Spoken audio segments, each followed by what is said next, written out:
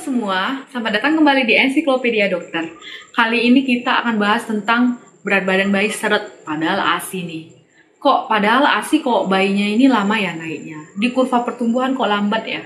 Nah, kali ini kita akan bahas apa saja faktor-faktornya.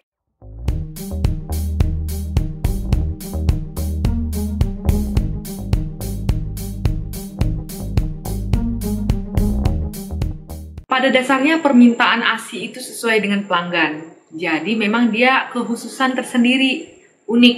Jadi payudara ibu itu memang diciptakan untuk anaknya, ya. Lain halnya kalau untuk ASI donor ya.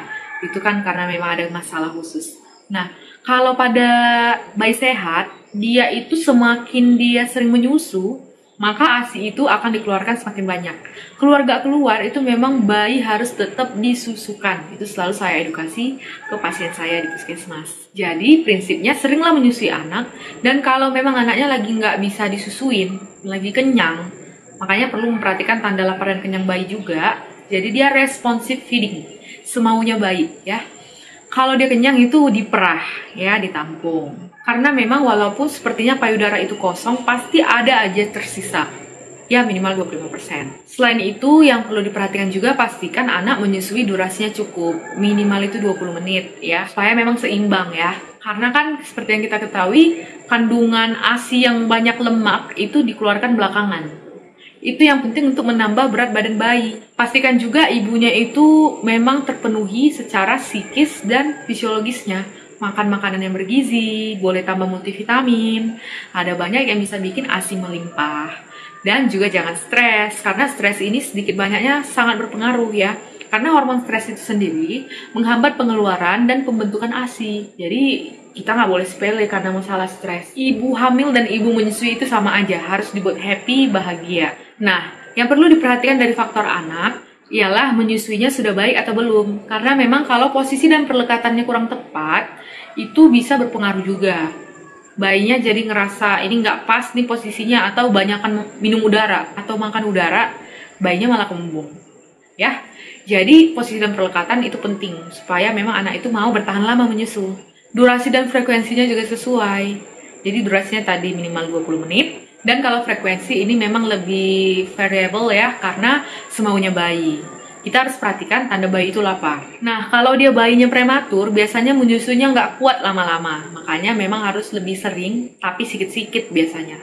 Kadang-kadang bayinya itu lagi tidur, padahal emang kayak udah lama deh nggak nyusu gitu kan, udah berapa jam. Jangan salah, ibunya harus tetap bangunin aja nggak apa-apa. Jangan segan gitu ya, karena memang ini kan juga vital ya untuk makanannya bayi. Apalagi bayi di bawah 6 bulan kan hanya bergantung pada ASI. Ada juga faktor yang berpengaruh, itu ada masalah anatomis di rongga mulut seperti tangkai. Itu ada tali lidahnya itu pendek. Nanti mungkin kita akan bahas atau coba googling dulu. Ada banyak lagi, misalnya lidahnya besar, makroglosia, dan banyak faktor lagi masalah di mulut. Itu sebenarnya perlu diperhatikan langsung oleh konselor laktasi. Kalau masalah di ibu, biasanya masalah jaringan di payudaranya, tidak cukup memproduksi ASI, selain dari masalah psikis dan fisiologis makanan ibu, seperti ada yang sejak hamil payudaranya nggak ada tambah besar. Nah, itu ada masalah jaringannya. Atau dia gangguan hormonal, ada masalah di hormon oksitosin dan hormon prolaktin. Ya, keduanya bisa saja. Nah, yang paling penting itu sebenarnya adalah tetap berpikiran positif juga. Karena kalau kita berpikiran positif, dan memang rutin mengukur berat badannya, sebenarnya berat badan bayi itu yang penting dia ada progres itu dulu. Karena ada beberapa bayi yang dia awalnya itu agak seret, agak payah naik, nanti tiba-tiba dia kejar.